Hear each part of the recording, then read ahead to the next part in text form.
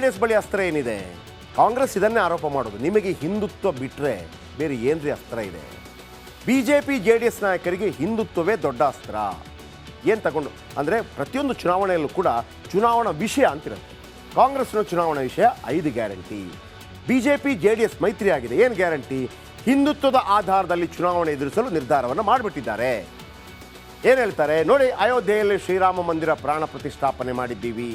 ಕಾಂಗ್ರೆಸ್ ಅವರು ಹೇಳ್ಬೋದು, ನೀವು ಯಾಕೆ ರಾಮ ಮಂದಿರದ ಕ್ರೆಡಿಟ್ ತಗೋತೀರಿ ಅಂತೇಳಿ. ಅವರ ಮ್ಯಾನಿಫೆಸ್ಟೋದಲ್ಲೇ ರಾಮ ಮಂದಿರವನ್ನು ಕಟ್ತೇವೆ ಅಂತಿತ್ತು, ಮತ್ತು ಅವ್ರು ತಗೊಳ್ಳೋದು ಇನ್ಯಾರು ತಗೋತಾರೆ? ನೀವಂತೂ ಹೋಗಲೇ ಇಲ್ಲ.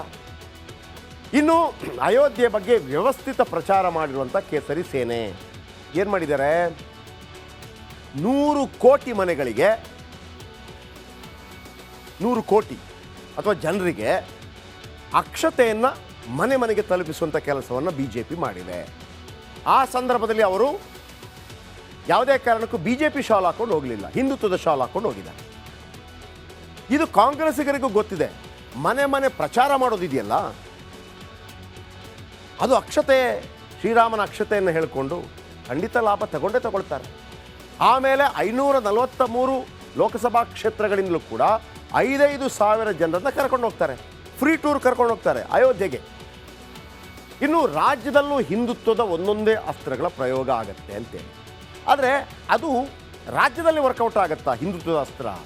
ಯಾಕೆ ಅಂತ ಹೇಳಿದರೆ, ಉತ್ತರ ಭಾರತದ ಯಾವುದೇ ರಾಜ್ಯಗಳಲ್ಲೂ ಕೂಡ ಧರ್ಮದ ವಿಚಾರ ರಾಜಕೀಯದಲ್ಲಿ ವರ್ಕೌಟ್ ಆಗುತ್ತೆ. ಹಾಗಿದ್ರೆ ಕರ್ನಾಟಕ, ದಕ್ಷಿಣ ಭಾರತದಲ್ಲಿ ಆಗತ್ತಾ ಆಗೋದಿಲ್ವ ಅಂತ ನೀವು ಕೇಳಿದರೆ, ಧರ್ಮದ ವಿಚಾರ ಆಗಲ್ಲ, ಜಾತಿ ವಿಚಾರ ಆಗತ್ತೆ. ಧರ್ಮದ ವಿಚಾರ ವರ್ಕೌಟ್ ಆಗಿದ್ದು ಭಾಳ ಕಡಿಮೆ. ಇಲ್ಲಿ ಈ ಹಿಂದೆ ಕೂಡ ಆಯಿತು, ಯಾವುದು ಏನು ಹಲಾಲ್, ಆಮೇಲೆ ಹಿಜಾಬ್, ಇದೆಲ್ಲ ಆಯಿತು. ಆದರೆ ಚುನಾವಣೆಯಲ್ಲಿ ಲಾಭ ಸಿಗಲೇ ಇಲ್ಲ BJP. ಈಗ ಮತ್ತೊಮ್ಮೆ ಹನುಮತ್ ಧ್ವಜದ ಬಗ್ಗೆ ಅಸ್ತ್ರವನ್ನು ಬಳಸಿಕೊಂಡಿದೆ. ಮಂಡ್ಯದಲ್ಲಿ BJP ಮತ್ತು JDSಗೆ ಹನುಮತ್ ಧ್ವಜ ಅಸ್ತ್ರ ಸಿಕ್ಕಿದೆ. ಕುಮಾರಸ್ವಾಮಿ ಅವರು ಕೂಡ ಕಾಯ್ತಾ ಇದ್ರು. ಕುಮಾರಸ್ವಾಮಿ ಅವರು ಕೂಡ ಬಹಳ ಬಲಿಷ್ಠವಾಗಿ ಈ ಹಿಂದೂ ನಾಯಕರೇನಿದ್ದಾರೆ, ಅಂದರೆ ಹಿಂದುತ್ವದ ಬಗ್ಗೆ ಮಾತಾಡುವಂಥ ನಾಯಕರಿಗಿಂತ ಒಂದು ಹೆಜ್ಜೆ ಮುಂದೆ ಹೋಗಿ ಮಾತನಾಡೋದಕ್ಕೆ ಶುರು ಮಾಡಿದ್ದಾರೆ. ಆದರೆ ಅದು ಲಾಭ ಆಗತ್ತೆ ಇಲ್ಲೋ ಗೊತ್ತಿಲ್ಲ. ಇನ್ನು ಕಾಂಗ್ರೆಸ್ಗೆ ಈ ಹನುಮದಂಗಲನ್ನು ನಿಭಾಯಿಸೋಕೆ ಭಾಳ ಕಷ್ಟ ಆಗ್ತಾ ಇದೆ. ಆದರೆ ಕಾಂಗ್ರೆಸ್ಗೆ ಒಳಗೊಳಗೆ ಭಯ ಇದೆ.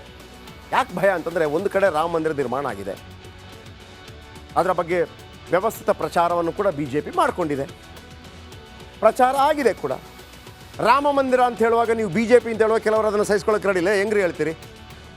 ಯಾಕಂದರೆ ನಾನೇ ಸ್ವತಃ ಅಯೋಧ್ಯೆಯಲ್ಲಿ 1 ವಾರಗಳ ಮಟ್ಟಿಗೆ ಕವರೇಜ್ ಮಾಡುವಾಗ ನಾನು ಕೇಳಿದ್ದೆ ಅವರ ಹತ್ರ. ಕೆಲವು ಹೆಣ್ಣು ಮಕ್ಕಳು ಎಲ್ಲ ಹೆಂಗೆ ಅಳ್ತಾ ಇದ್ರು ಅಂತಂದರೆ, 500 ವರ್ಷ ವನವಾಸ ಇತ್ತು ನೋಡಿ ರಾಮ ಬಂದ. ಯಾಕಂದರೆ ರಾಮ ಭಾರತೀಯರ ವಂಶವಾಹಿನಿಯಲ್ಲಿ ಸೇರ್ಕೊಂಡ್ಬಿಟ್ಟಿದೆ. ರಾಮ ಸೇರ್ಕೊಂಡ್ಬಿಟ್ಟಿದ್ದಾನೆ, ಅದರಲ್ಲಿ 2 ಮಾತಿಲ್ಲ.